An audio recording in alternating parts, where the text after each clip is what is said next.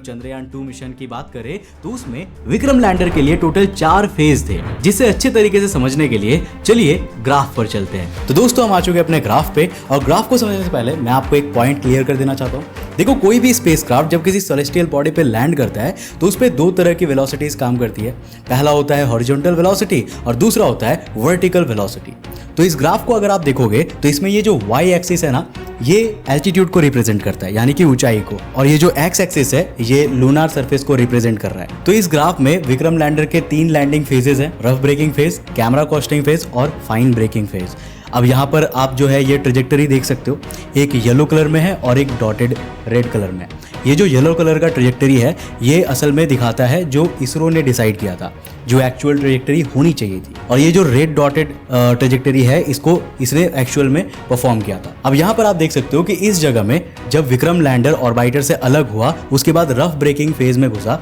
तो यहाँ पे 10 मिनट 23 सेकंड तक ये रफ ब्रेकिंग फेज में रहा और फ्लाइट परफॉर्मेंस वाज नॉर्मल, मतलब ये नॉर्मल फेज में था, सब कुछ बढ़िया चल रहा था। अब यहाँ पर आप देख सकते हो कि यहाँ पे ये जो रेड डॉटेड लाइन है ये थोड़ा सा डिफ्लेक्ट हुआ था, और इतना चलता है, थोड़ा बहुत ऊपर नीचे होता है। तो जैसे ही रफ ब्रेकिंग फेज से ये कैमरा कोस्टिंग फेज में जाता है तो यहाँ से प्रॉब्लम स्टार्ट हो जाती है, और यही वो जगह है जहाँ पर इसरो से इसका संपर्क टूट चुका था। और इसके बाद हमें कुछ दिनों तक पता ही नहीं था कि हुआ क्या था। इसके बाद में जब स्टडीज हुई तो बाद में ये पता चला कि इस फेज में पार करने के बाद ही ये अचानक से नीचे की ओर क्रैश लैंड कर गया था, और लैंडिंग साइट से करीब 400 मीटर दूरी पर ये जाकर सीधा क्रैश लैंड कर गया था। जब चंद्रयान 2 मून के 30/100 ऑर्बिट में था तो रफ ब्रेकिंग फेज के शुरू होने के बाद इसके एल्गोरिदम को कई सारे टास्क एक साथ सिंक्रोनाइजेशन से परफॉर्म करने थे, जिसमें सारे कैमरास और सेंसर्स के प्रयोग से लैंडिंग साइट को ढूंढना और अपने थ्रस्टर्स, वेलोसिटी एंड ओरिएंटेशन को मेंटेन रखते हुए सेफ लैंडिंग परफॉर्म करना शामिल था।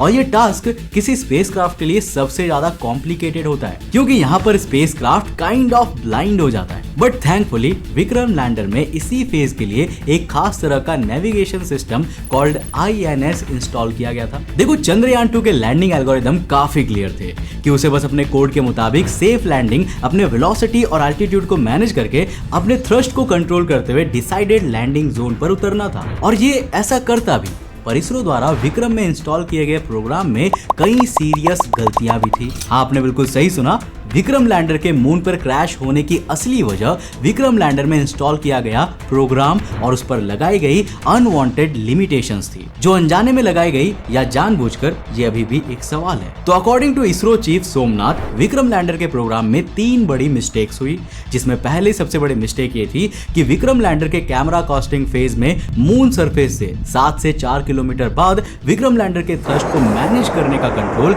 विक्रम से ले लिया गया था। मतलब जो विक्रम लैंडर मून पर लैंडिंग कर रहा था ना, उसके पास कैमरा कोस्टिंग फेज में अपनी स्पीड को स्लो और फास्ट करने का कोई भी कंट्रोल नहीं था, जिससे हुआ ये कि कैमरा कोस्टिंग फेज में वेलोसिटी का कंट्रोल ना होने के कारण विक्रम लैंडर की स्पीड अचानक से काफी ज्यादा बढ़ गई और विक्रम उसे कंट्रोल भी नहीं कर सका, जिसके चलते उसके सेंसर्स और उसकी स्पीड के बीच में कोलैबोरेशन टूट गया और विक्रम ने अपनी फास्ट स्पीड के कारण लैंडिंग जोन को मिस कर दिया। यहाँ पर भी चंद्रयान 2 के पास एक चांस था कि वो अपनी क्रैश लैंडिंग को रोक सके। तो जैसा कि हमने अभी थोड़ी देर पहले ग्राफ पर समझाया कि लैंडिंग के दौरान कोई स्पेसक्राफ्ट ऑर्बिट में 2 वेलोसिटी पर मूव करता है, हॉरिजॉन्टल और वर्टिकल, जिसे वो अपने डाउन साइड में लगे थ्रस्टर से 90 डिग्री के आर्क पर रोटेट करते हुए कंट्रोल करता है। As you can see in this video, तो इस तरह से स्पेसक्राफ्ट अपनी horizontal velocity and vertical velocity दोनों को मैनेज कर पाता है। इन शॉर्ट, वेलोसिटी ज्यादा होने के बावजूद भी चंद्रयान 2 के विक्रम लैंडर के पास ये चांस था कि ये रोटेट करते हुए भी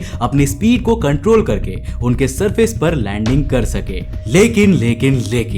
यहां भी इसरो ने अपनी दूसरी बड़ी मिस्टेक कर दी, जिसने कंफर्म कर दिया कि चंद्रयान 2 मून की सरफेस पर क्रैश लैंडिंग ही करेगा। और ये मिस्टेक थी चंद्रयान 2 के रोटेशन में एक लिमिट लगा देना। तो देखो दोस्तों, हुआ ये कि इसरो ने अपने सिमुलेशन बेस्ड प्रोग्राम के बेस पर मिले रिजल्ट से विक्रम लैंडर के प्रोग्राम के अंदर 10 डिग्री पर सेकंड की आर्टिफिशियल रोटेशनल लिमिट लगा दी, जो कि इतनी ज्यादा थी कि अगर स्पेसक्राफ्ट अपनी स्पीड को कम करने के लिए अपने ओरिएंटेशन को चेंज करते हुए रोटेट भी करे तो उसे एक पूरा रोटेशन करने में 30 सेकंड लग जाएंगे। अब जरा इमेजिन करिए, जो स्पेसक्राफ्ट मून सरफेस से केवल कुछ किलोमीटर की ऊंचाई से काफी हाई थ्रस्ट से चांद की सरफेस की ओर बढ़ रहा है, ऊपर से उसके पास ना तो थ्रस्ट का कंट्रोल है और ना ही वो अपनी स्पीड को चेंज कर सकता है। ऊपर से अगर वो अपने रोटेशन में चेंज करके स्पीड को कंट्रोल करने की कोशिश करे तो उस पर भी 10 डिग्री पर सेकंड की आर्टिफिशियल लिमिट का एक बड़ा हर्डल है। इसीलिए लैंडिंग जोन को क्रॉस करने के बाद विक्रम लैंडर के पास कोई कमांड थी ही नहीं।